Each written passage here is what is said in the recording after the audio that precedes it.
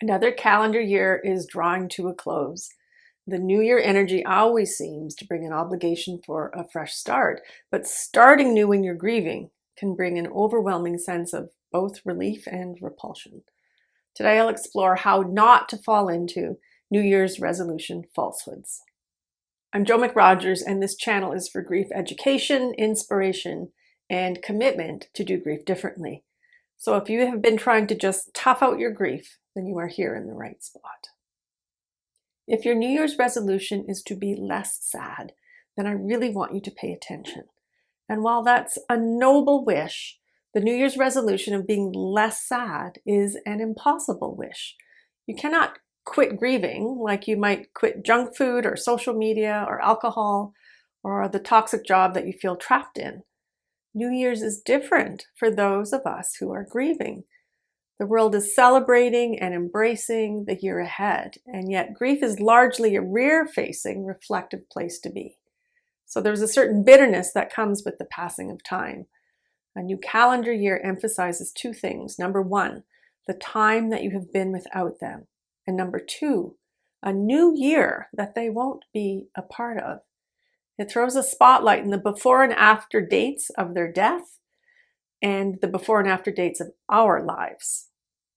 This passage of time makes us feel that we are moving away from those that we love. This is not welcomed nor comforting. So, why are resolutions a poor idea? Resolutions are usually judgment-based. I won't cry so much. I will take showers more often. I will leave the house more often. It will be good for me.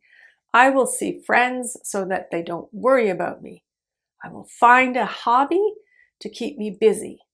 I won't have any more public tears because it makes people so uncomfortable.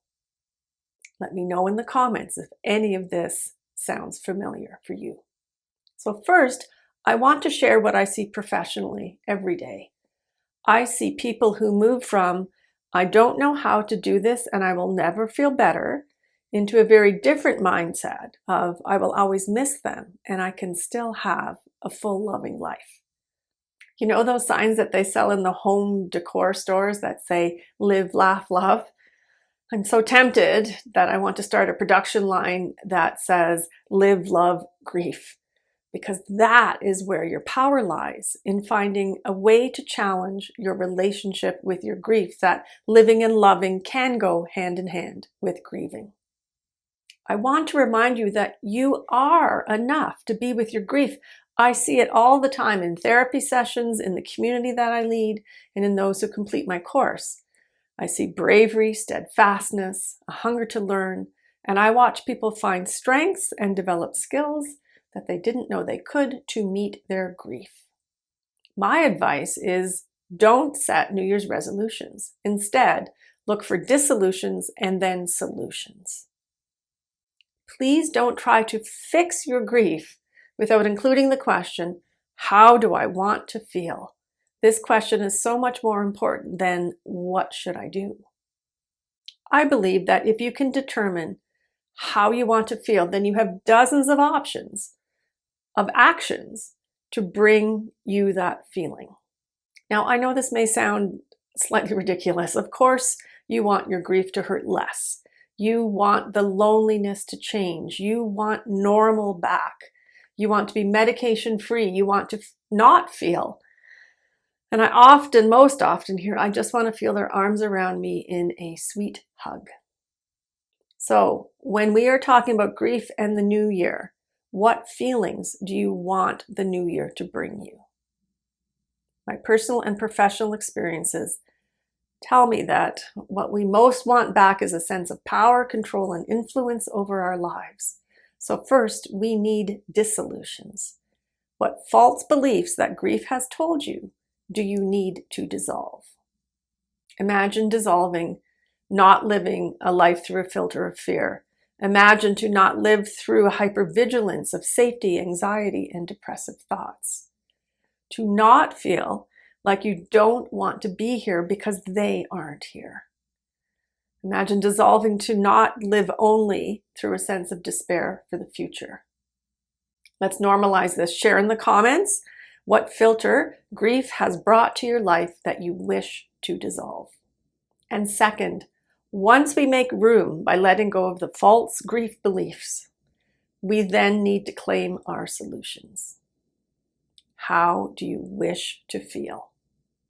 Often we wish to feel that there is the possibility that better days could be ahead.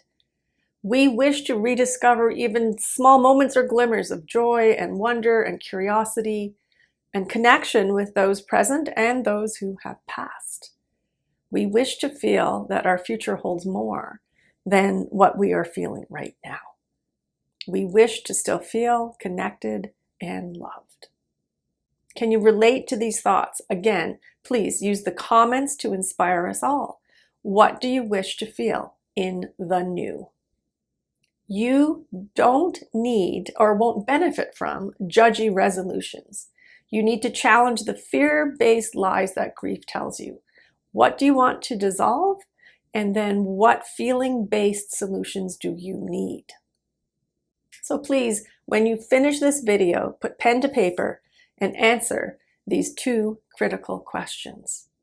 What do I want to dissolve? And how do I want to feel? Awareness of both is critical in meeting your grief. And as I ask you all to do grief differently, know that I have spent the past year designing, refining, and testing out my offerings of how to offer grief support differently. I've come to realize that therapy is not for everyone. So please like and subscribe to this channel so you can know when my videos show of how we can do grief differently together. And as we turn the calendar page on a new year, I send you kind thoughts, kind words, and a kind heart. Thank you and take good care.